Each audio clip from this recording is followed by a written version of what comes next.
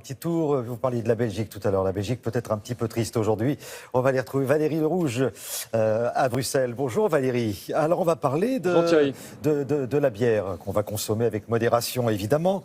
Et vous allez voir que les Belges sont très inventifs quand il s'agit de sauver une brasserie traditionnelle qui doit s'adapter aux problèmes environnementaux, des nouvelles normes, etc. C'est pas simple. Alors de quoi s'agit-il exactement, Valérie ? Bonjour Thierry, bonjour à tous. Eh bien, il s'agit d'une institution à Bruges de Alpheman, la 2001 en français. Bientôt 2 siècles que cette brasserie produit de la bière localement. Alors en 2 siècles, évidemment, elle a grossi et surtout, les normes ont changé pour moderniser son usine d'embouteillage. Eh bien, il a d'abord fallu déplacer il y a quelques années cette usine en dehors de Bruges. C'est un crève-cœur pour le patron et depuis, ce sont des camions qui transvasent la bière de la brasserie jusqu'à l'usine d'embouteillage. Alors évidemment, c'est pas très écolo, c'est bruyant, ça abîme les pavés et c'est la brasserie elle-même qui était un peu menacée jusqu'à ce que le patron trouve une idée assez ingénieuse, faire un pipeline entre les deux, comme dans le pétrole. L'idée a déjà été testée au festival des Vieilles Charrues à Carhaix, c'est du provisoire. Et bien là, c'est du dur. Vous allez le voir dans ce reportage assemblé avec Claudia Prolongeau.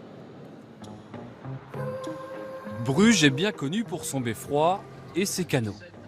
Mais il n'y a pas que de l'eau qui coule dans la Venise du Nord. Cet énorme tuyau vient d'être glissé sous la ville pour transporter la bière locale de la brasserie jusqu'à l'usine d'embouteillage, une première mondiale. Voici les tuyaux. Certains d'entre eux doivent encore être connectés.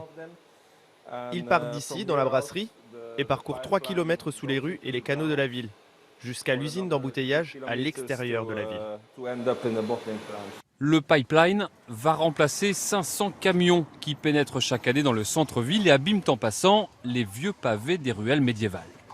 Cette idée un peu folle coûte quand même 4 millions d'euros. Pour les trouver, le directeur a d'abord fait appel au financement participatif.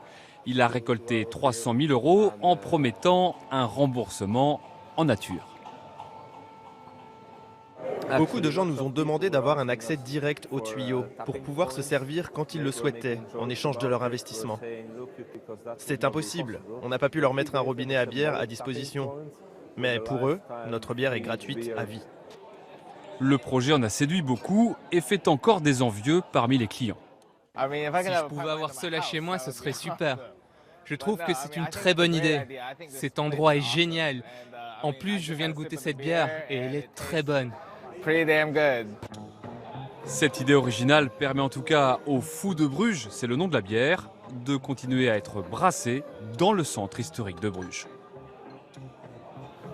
Bon alors Valérie, la bière comme ça à vie, c'est une bonne affaire. Mais alors combien ont-ils payé tous ceux qui ont versé un peu d'argent ? Alors c'est réservé aux gros contributeurs de ce crowdfunding, ceux qui ont payé 7 500 euros. Bon, ça relève un peu plus du slogan que de la réalité, la bière à vie, mais ils ont le droit effectivement à une bouteille par jour jusqu'au restant de leur jour. Alors ça ne coûte pas grand-chose à la brasserie et puis c'est toujours sympa pour ces personnes. Ils sont quand même 400 à avoir participé à ce crowdfunding. Merci beaucoup Valérie Le Rouge, à bientôt et bonne journée à Bruxelles.